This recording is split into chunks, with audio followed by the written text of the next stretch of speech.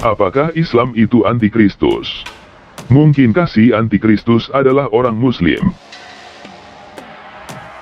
Meningkatnya ketegangan di Timur Tengah akhir-akhir ini, terutama mengenai pernyataan para ekstremis Muslim Syiah terkait Imam ke-12, membuat banyak orang mulai bertanya-tanya tentang kaitan antara pernyataan mereka dengan nubuat di Alkitab. Untuk bisa menjawabnya, pertama-tama kita mesti memahami siapa Imam ke-12 ini. Juga, apa yang mereka yakini mengenai apa yang akan dia kerjakan bagi Islam.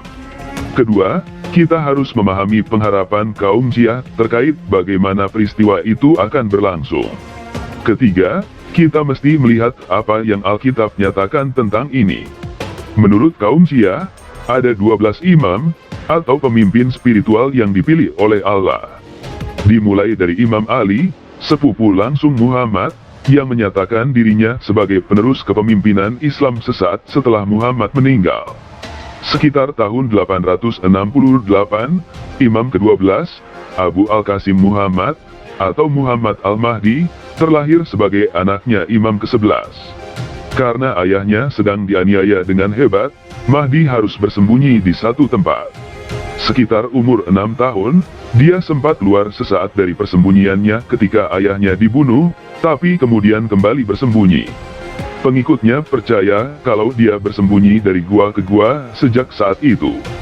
Secara ajaib, ia akan kembali sesaat sebelum hari penghakiman, untuk menghapuskan semua tirani dan kejahatan, membawa keselarasan dan kedamaian bagi seisi dunia ini.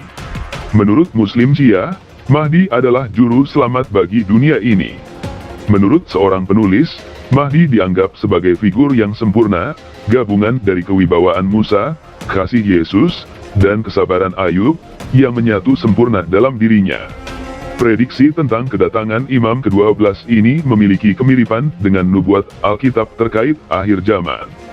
Menurut nubuat Islam Syiah, kedatangan Mahdi akan didahului sejumlah peristiwa selama 3 tahun yang penuh kekacauan. Dia kemudian akan berkuasa di tanah Arab selama 7 tahun. Kemunculannya akan diikuti 2 kebangkitan, yaitu kebangkitan orang fasik dan orang benar. Menurut pengajaran kaum Syiah, kepemimpinan Mahdi akan diakui oleh Yesus, sehingga 2 cabang garis keturunan Abraham akan bersatu untuk selamanya. Bagaimana kaitannya antara pernyataan Muslim Syiah, seperti mantan Presiden Iran, Mahmud Ahmadinejad dengan ini semua? Ahmadinejad adalah seorang Muslim Syiah yang taat. Dia merasa terpanggil untuk mempersiapkan kedatangan Mahdi. Supaya dunia bisa diselamatkan, maka situasi dunia haruslah berada dalam kondisi yang kacau dan dipenuhi konflik. Ahmadinejad merasa dipanggil Allah untuk menciptakan situasi itu. Ahmadinejad berulang kali membuat pernyataan tentang niatnya untuk memusnahkan musuh-musuh Islam. Presiden Iran dan kabinetnya memang biasanya akan mengikat janji dengan Al-Mahdi ketika mulai menjabat. Ketika ditanya langsung oleh wartawan BBC Ankara pada September 2009 tentang akhir zaman, Ahmadinejad berkata, Imam akan datang dengan logika, budaya, dan ilmu pengetahuan. Dia akan datang, sehingga tidak lagi ada peperangan. Tidak lagi ada permusuhan dan kebencian. Tidak lagi ada konflik. Dia akan memanggil setiap orang untuk menjalin hubungan persaudaraan yang penuh kasih dengannya. Tentu saja, dia akan datang kembali bersama Yesus Kristus. Mereka berdua akan kembali bersama-sama. Bekerja bersama-sama, mereka akan memenuhi dunia ini dengan kasih. Apa hubungan pernyataan ini dengan si Antikristus? Di 2 Tesalonika pasal 2 ayat 3 dan 4, Paulus menyatakan akan muncul manusia durhaka menjelang akhir zaman yang akan meninggikan diri di atas segala yang disebut atau yang disembah sebagai Allah. Di kitab Daniel pasal 7, penglihatan Daniel menyatakan akan ada 4 binatang yang mewakili 4 kerajaan dunia yang akan memegang peranan penting dalam penggenapan rencana dan nubuat Allah. Binatang keempat dinyatakan sebagai binatang yang menakutkan, dahsyat, dan sangat kuat. Ia berbeda dengan segala binatang yang sebelumnya. Ia juga digambarkan memiliki 10 tanduk dan tampak tumbuh di antaranya suatu tanduk lain yang kecil, sehingga 3 dari tanduk-tanduk yang dahulu itu tercabut.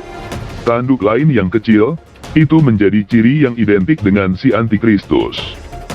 Di ayat 25, ia digambarkan akan mengucapkan perkataan yang menentang Yang Maha Tinggi, dan akan menganiaya orang-orang kudus milik Yang Maha Tinggi. Ia berusaha untuk mengubah waktu dan hukum, dan mereka akan diserahkan ke dalam tangannya selama 1 masa, 2 masa, dan setengah masa, 3,5 tahun. Di kitab Daniel pasal 8, penglihatan mengenai domba jantan dan kambing jantan menyatakan soal munculnya raja di akhir zaman, di dalam ayat 23-25, yang akan mendatangkan kebinasaan yang mengerikan, melawan raja segala raja, Yesus Kristus, walaupun yang pada akhirnya akan dihancurkan. Di kitab Daniel pasal 9 ayat 27, dinubuatkan kalau raja ini akan membuat perjanjian 7 tahun dan menimbulkan banyak kesengsaraan. Siapakah si Antikristus ini? Tidak ada yang tahu pasti.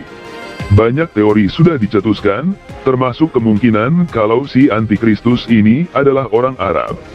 Terlepas dari teori yang ada beberapa kesamaan antara nubuat akhir zaman di Alkitab dan versi Muslim Syiah yang perlu kita perhatikan. Pertama, Alkitab menyatakan kalau kerajaan si Antikristus akan berlangsung selama 7 tahun. Begitu pula Muslim Syiah yang menyatakan kalau Imam ke-12 akan berkuasa selama 7 tahun. Kedua, orang Muslim bersiap-siap menghadapi masa 3 tahun penuh kekacauan sebelum munculnya Imam ke-12 ini.